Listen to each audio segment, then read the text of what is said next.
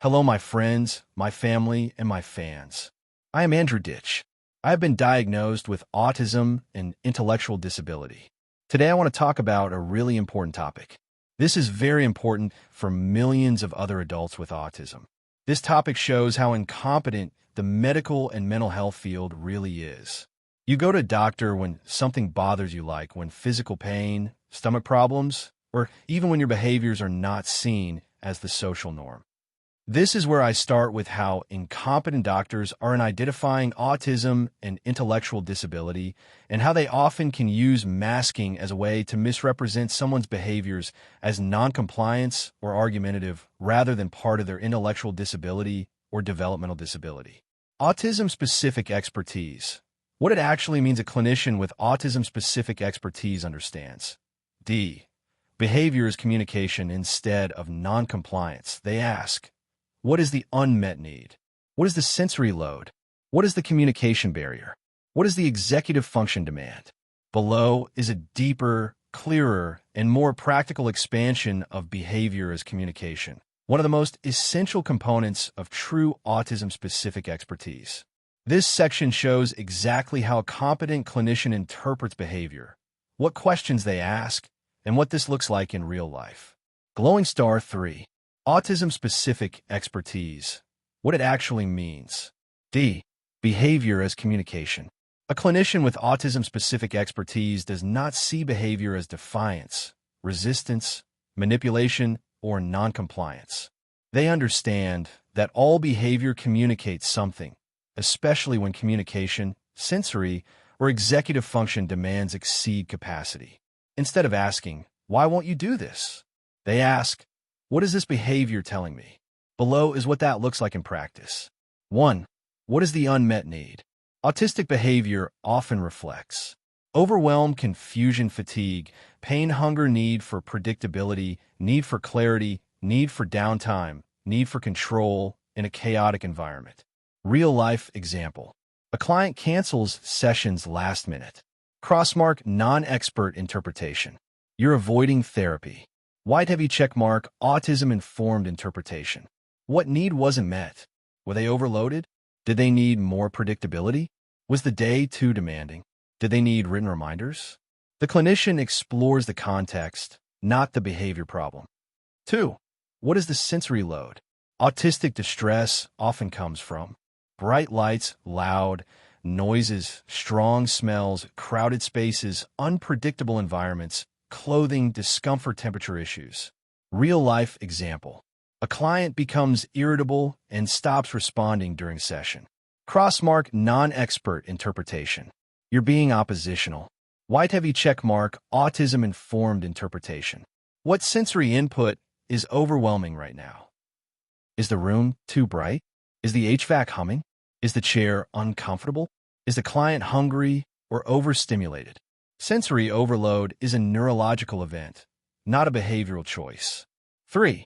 What is the communication barrier? Autistic communication differences include difficulty with rapid verbal processing, difficulty finding words under stress, literal interpretation, loss of speech during overload, need for written or AAC communication, difficulty answering abstract questions. Real-life example. A client goes silent when asked, "How did that make you feel?" Crossmark non-expert interpretation. You're stonewalling.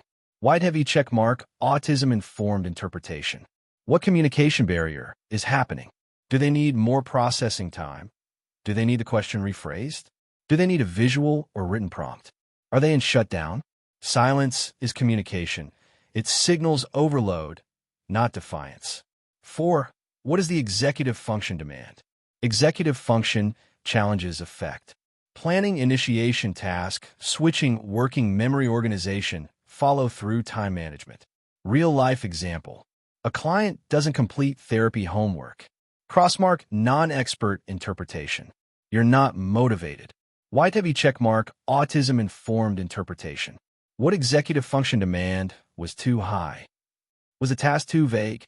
Was it too many steps? Do they need visual supports? Do they need reminders? Was the task emotionally overwhelming? Executive function disability is not noncompliance.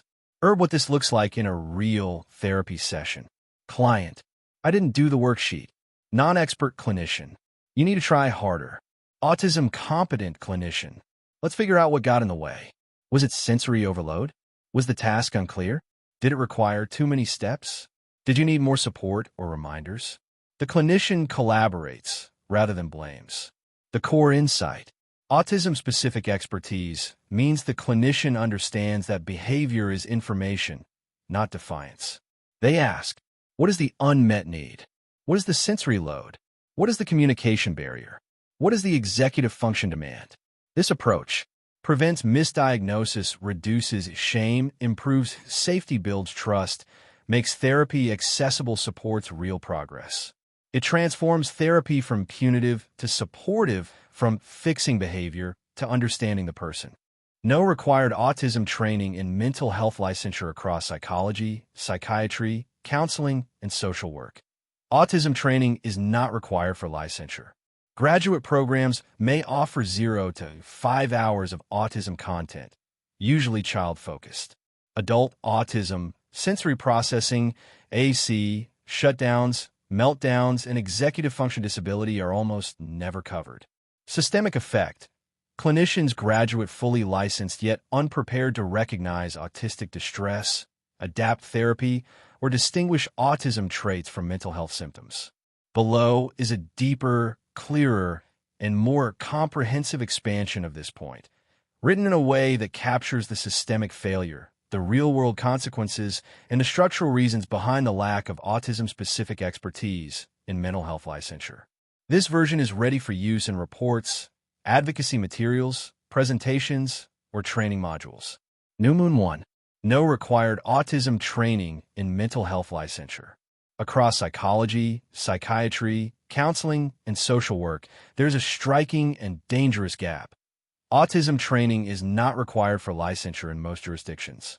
This means clinicians can legally practice for decades without ever learning how autism presents in adults. This is not a small oversight. It is a structural flaw that shapes the entire mental health system. Licensure requirements do not include autism. Across major mental health professions, psychologists, psychiatrists, licensed professional counselors, LPCs, licensed clinical social workers, LCSWs, marriage and family therapists, MFDs. There is no mandated autism training for licensure or renewal.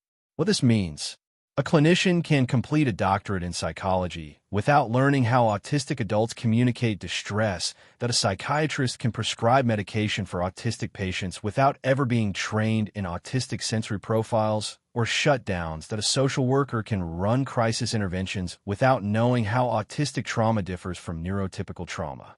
The system assumes autism is a niche specialty, not a core competency. Graduate programs offer minimal autism content.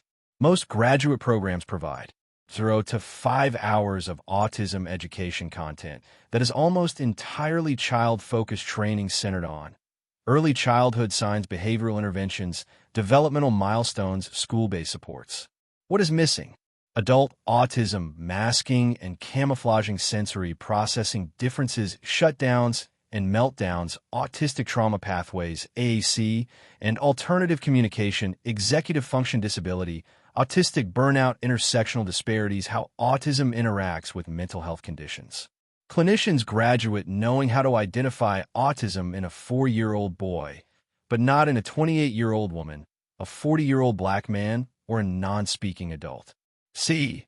Adult autism is almost entirely absent from training.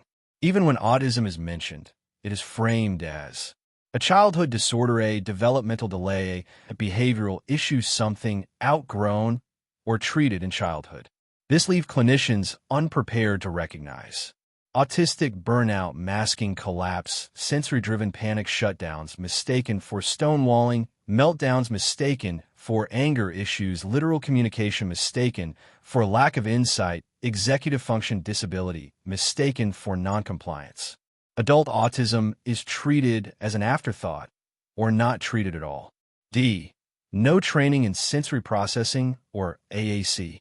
Most clinicians receive 0 training in Sensory overload, sensory pain, sensory-based trauma, how sensory environments affect therapy, AC, typing, devices, writing, text-based communication, how to adapt therapy for non-speaking or intermittently speaking clients. This leads to misinterpretation of sensory distress as anxiety or behavior, forcing eye contact, forcing verbal processing, dismissing AAC as less valid, escalating overload instead of reducing it. Without sensory and communication training, clinicians cannot accurately interpret autistic distress. No training in shutdowns, meltdowns, or executive function disability.